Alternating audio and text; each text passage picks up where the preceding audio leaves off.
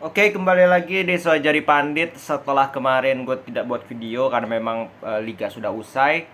Kali ini gue akan bahas sesuatu yang berbeda, yaitu gue akan bahas tentang top skor dan juga top assist dari 5 liga top Eropa ya. Jadi masing-masing itu gue akan bahas siapa aja pemainnya, ya mungkin tiga besar doang atau mungkin ya satu dua besar doang. Siapa yang menempati top skor dan juga top assist di liga-liga top Eropa ya. Kita mulai dulu dari liga pertama, itu adalah Premier League ya, liga bisa dikatakan nomor satu di dunia. Top skor itu di peringkat pertama dan kedua ini sama ya. Itu ada Salah dan juga Son Heung-min dengan 23 gol. Kita tahu bahwa Tottenham ini sebenarnya di awal-awal Son pun agak kesulitan ya untuk mengembangkan permainan. Kalau kita lihat itu secara statistik ya, secara statistik itu di awal-awal dia tidak banyak mencetak gol ya. Bahkan sampai pekan ke berapa itu dia dia tidak banyak mencetak gol. Baru di akhir-akhir ini memang dia menunjukkan kapasitasnya. Hat-trick lawan Aston Villa, terus mencetak 2 gol kemarin, lalu Leicester dia juga cetak 2 gol. But ya di akhir musim dia bisa mencetak 23 gol, menjadi pemain Asia pertama loh yang bisa menjadi top skor di Premier League. Suatu prestasi yang luar biasa, walaupun banyak yang kritik dia bla bla bla, but the fact is dia bisa membuktikan bahwa dia bisa bersaing bahkan menghadapi striker-striker top di Premier League. Salah kita tidak usah ragukan, walaupun kita tahu bahwa di setelah setelah konferensi Afrika itu, Piala Afrika, sedikit menurun ya. Tapi sebelum itu, nah masalahnya dari Agustus sampai kurang lebih Desember ya. Desember itu penampilannya sangat luar biasa. Hat trick, 2 gol, hampir setiap pertandingan nyetak gol, dan layak juga, sangat layak dia menjadi top skor. Dan memang kalau jadi pemain terbaik pun kemarin kan De Bruyne yang jadi pemain terbaik. Tapi kalau salah pun gue masih bisa terima. Di peringkat ketiga ada Ronaldo dengan 18 gol. Kita tahu Ronaldo ini kan timnya tahu sendiri lah ya. Sulit ya peringkat seperti Harry Kane.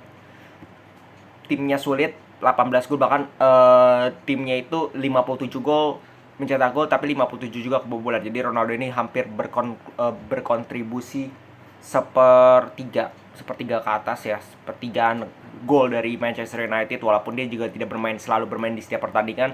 Suatu prestasi yang luar biasa, 37 tahun ya untuk seorang Cristiano Ronaldo, but still kalau lu nggak bisa bawa ke Champions League ya percuma gitu. Karena kembali lagi ini permainan tim ya, tidak mengandalkan satu dua pemain.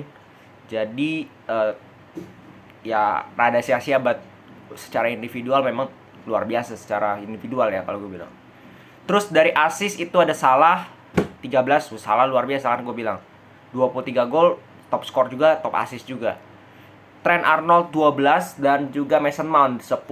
Oke, Trent Arnold ya kita tahu sistemnya Klopp itu kan benar-benar membuat fullbacknya ini punya peran yang begitu penting, sehingga Arnold, Robertson itu sering mendapatkan banyak kesempatan untuk memberikan assist. Itu kan Robertson aja 10 gitu, sama dengan Mason Mount, sama dengan Bowen dan juga si Harvey Barnes dengan 10 assist ya. Jadi Premier League ini bisa dikatakan didominasi sebenarnya secara statistik oleh pemain-pemain Liverpool. Tapi yang juara tetap Manchester City. Oke, kita ke La Liga. Top skor Benzema dengan 27 gol. Nggak usah dibahas, semua orang sudah sepakat bahwa Benzema one of the best striker saat ini, bahkan calon Ballon d'Or. Di peringkat kedua ada Iago Aspas. Ini menurut gue prestasi juga bagi Iago Aspas ya, bahwa dia, gue cek dulu, Celta Vigo itu kalau nggak salah di papan tengah ke bawah loh, di peringkat 11, tapi pemainnya bisa cetak sampai 18 gol kan. Itu sama kayak Ronaldo tadi, luar biasa menurut gua. Dan memang kalau kita lihat Celta Vigo begitu tergantung dengan yang namanya Iago Aspas, kapten kesebelasan mereka. Di peringkat ketiga dan 4 ini sama, yaitu adalah Vinicius Junior dengan Raul de Tomas. Dua pemain akademi, bukan, Vinicius pemain Madrid, Raul de Tomas adalah Castilla, dari Castilla, Real Madrid. Dan banyak orang yang meragukan Vinicius, gue juga sangat mengkritik Vinicius di 2 tahun pertamanya, 3 tahun pertamanya bahkan sangat mandul di depan gawang, finishingnya amburadul. Tapi di musim kali ini dia menunjukkan dia bisa masuk jajaran 3 besar top skor. Luar biasa, sangat luar biasa. Untuk asis kita punya Ousmane Dembele dengan 13 asis. Luar biasa Dembele. Kita tahu cederanya di paruh musim pertama, tapi dia bisa comeback di musim kedua. Paruh musim kedua sangat luar biasa. Walaupun dengan kasus miring bla bla bla, minta perpanjangan kontrak yang harganya cukup tidak masuk akal untuk dibayar Barca, tapi akhirnya dia bisa menunjukkan di lapangan bahwa dia punya kontribusi yang luar biasa untuk Barcelona. Disusul oleh Karim Benzema, ini juga sama kayak Salah ya, masuk top skor, masuk top assist juga.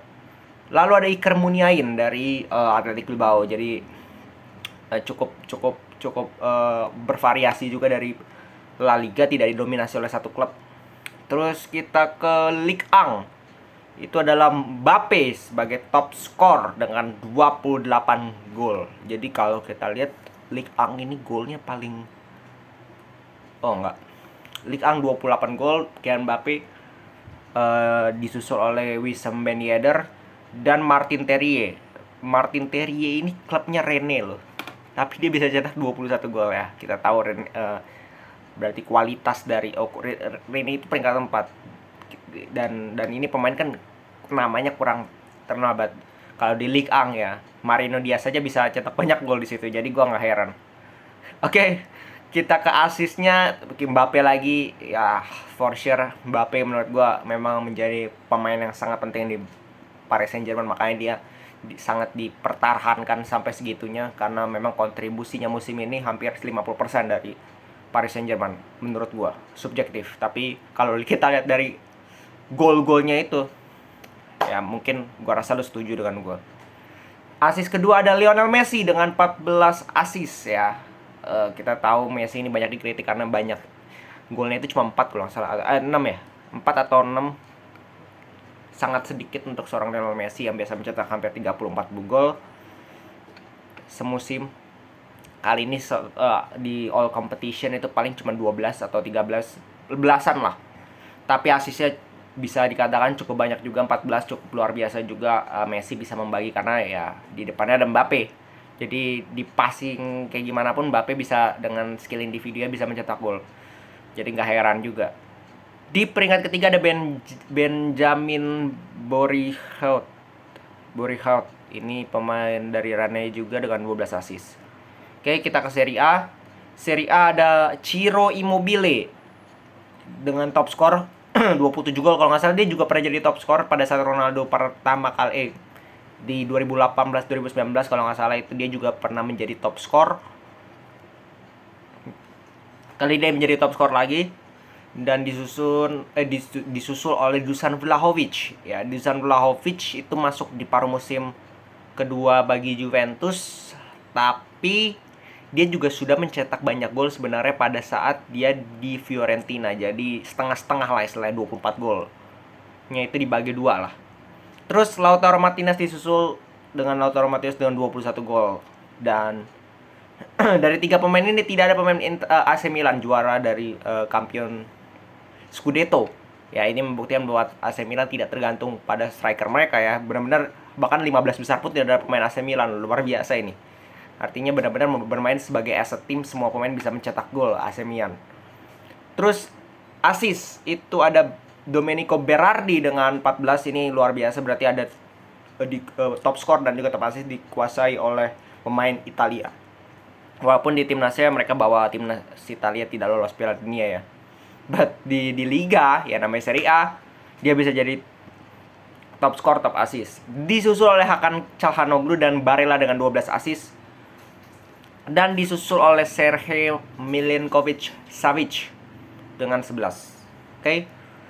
Kita ke liga terakhir, Bundesliga. Nah, ini yang makin ini ya kalau menurut gue, liga petaninya petani. Karena bagi Lewandowski 35 gol. Ya, ini top skor dari segala top skor.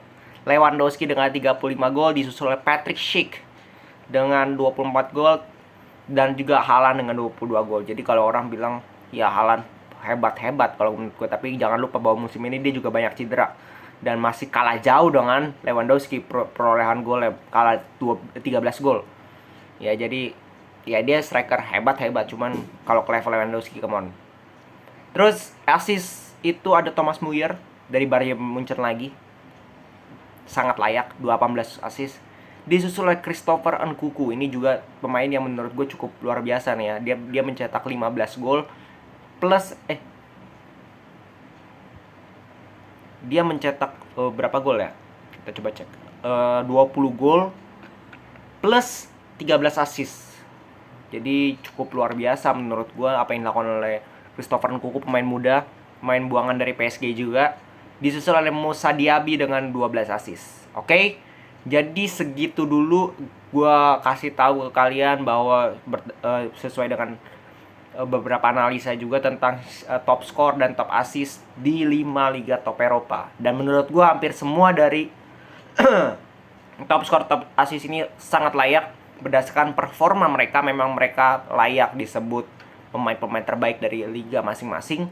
Walaupun mungkin sebagian besar memang menjadi pemain terbaik, tapi tidak semuanya. Seperti misalkan di Premier League De Bruyne, di Serie A yang menjadi pemain terbaik adalah Leo misalkan seperti itu. Jadi tidak menjamin itu juga ya. Ini hanya data yang gue bahas, tapi diselingi dengan analisa dari gue, ada pendapat dari gue tentang top score dan juga top assist dari 5 liga top Eropa. Kalau kalian punya pendapat lain, ya menurut kalian mungkin gak layak ini itu, atau golnya mungkin dari banyak yang bilang dari counter atau gol beruntung, silakan komen di bawah. Gue akan bacain dan gue akan balas pendapat dari kalian. Oke? Segitu dulu dari gue. Salam sepak bola.